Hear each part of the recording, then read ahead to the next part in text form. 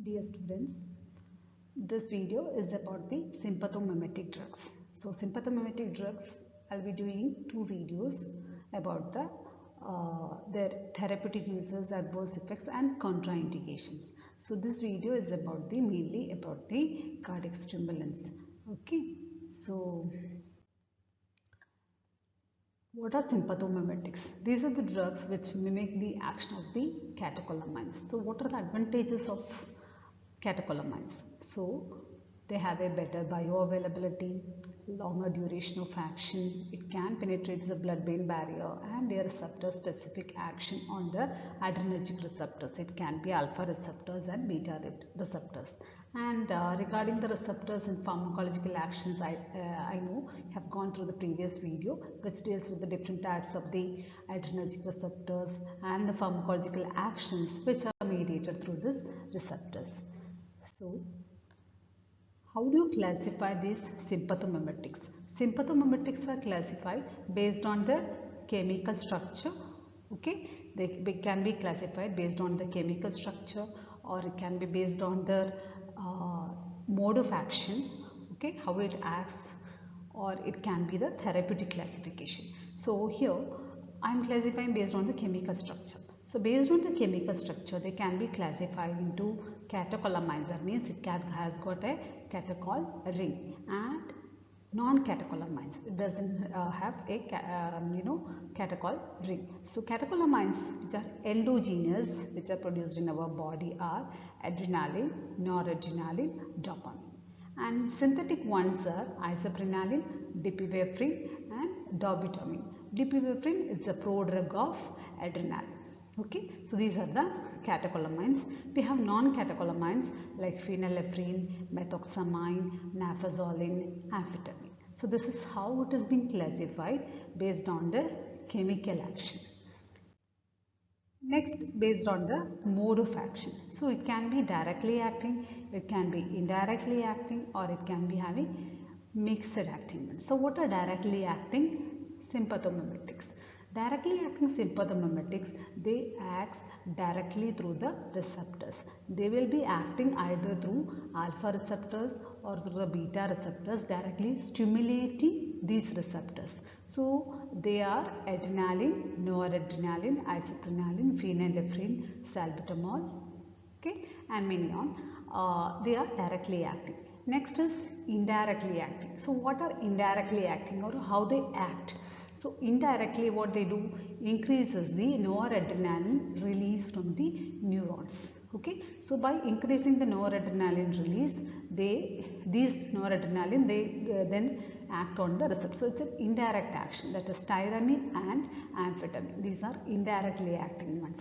Next is mixed acting. From the name itself you can make out, it may be acting directly through receptors, and it have got indirect action. So both action it has got. So it acts, it stimulates the receptors, alpha and beta receptors, and it also increases the noradrenaline release. So ephedrine and methamphetamine, these are mixed acting sympathomimetics.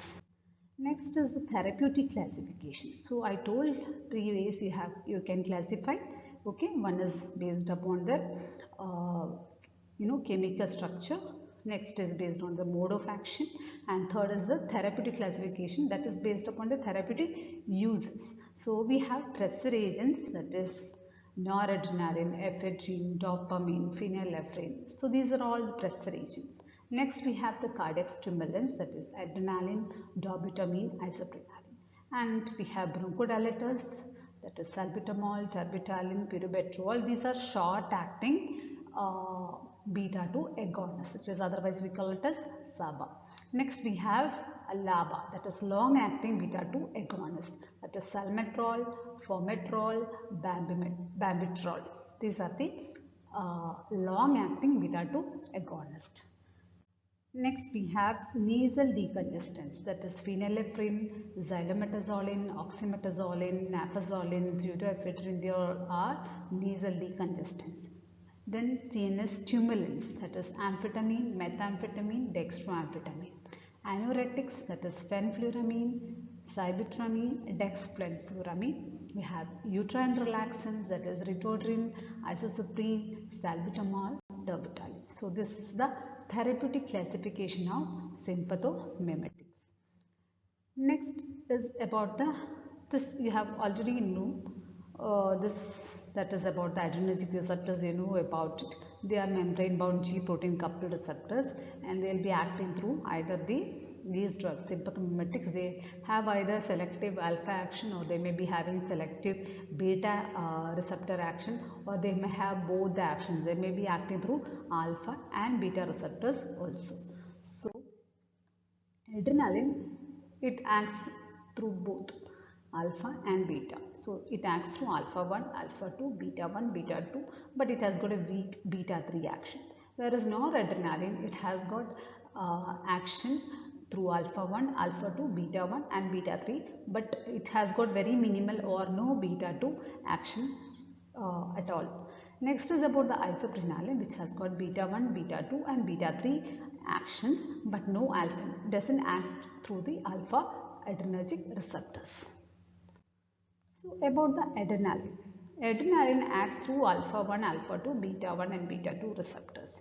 It has got a receptor affinity of like beta 2 has got prominent action compared to the beta 1 action, and it has got equal affinity for the alpha 1 and alpha 2 receptors. It's a very potent vasoconstrictor and cardiac stimulant. So adrenaline, therapeutic uses. Yes, in anaphylactic shock. So what is the rationale for using adrenaline in anaphylactic shock? It releases the bronchospasm. So bronchospasm, which is seen during the anaphylactic shock. So during anaphylactic shock, there will be hypotension, there will be bronchospasm, there will be angineurotic edema of the larynx. Okay, so all this, this bronchospasm, angineurotic edema of the larynx and BP, that is a hypotension, everything will be maintained by the adrenaline by acting through the alpha 1, alpha 2, beta 1 and beta 2 receptors. And adrenaline is a physiological antagonist of histamine. So being a physiological antagonist of histamine, it prevents the release of histamine from the mast cells. So that is the rationale for using adrenaline in anaphylactic shock. It's a life-saving in this condition, and it will be given intramuscularly. Okay, so next is in the cardiac arrest. So it is used in cardiac arrest due to any drowning or electrocution and all. In cardiac arrest it has been given. Bronchial asthma, yes, it is used in bronchial asthma, but not like clinically it is not used. Why? Because it has got even action through the beta 1 receptors. It is not beta 2 selective. So since it acts through beta 1 receptors, it can cause any cardiovascular side effects.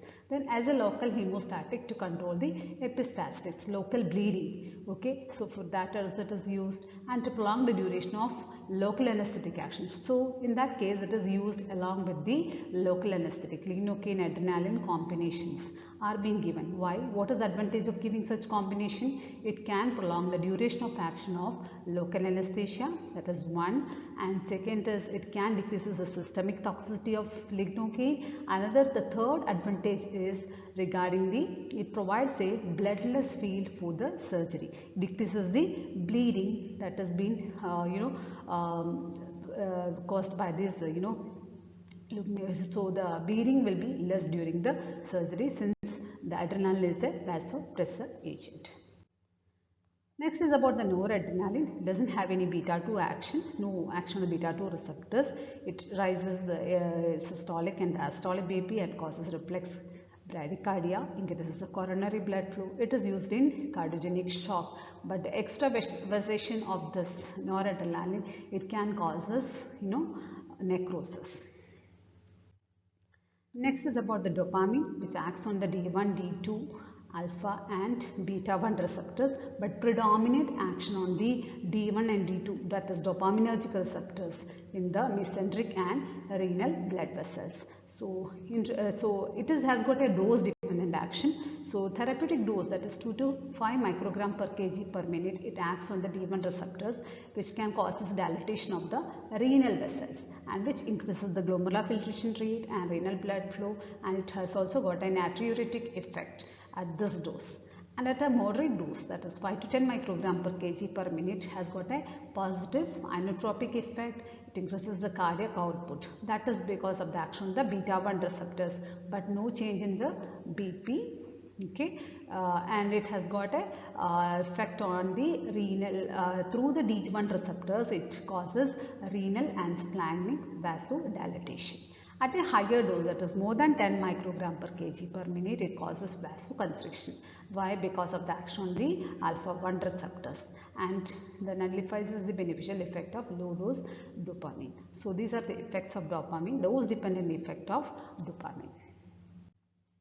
Now, what are the therapeutic uses? It has got a low, it is used especially in, compromised renal functions like cardiogenic shock. Okay, where there is low cardiac output, it helps to increase the cardiac output. So cardiogenic shock, it can be due to any trauma, or can be due to any surgery or MI. So in such cases where there is any compromised renal function, it helps to improve the renal functions and increase the cardiac output. It is also used in severe congestive heart failure and even in renal and liver failure cases. Coming to the adverse effects of dopamine, it can cause ectopic beats, tachycardia, hypertension and arrhythmia. So these are the therapeutic uses of adrenaline, noradrenaline and dopamine. That means about the catecholamines.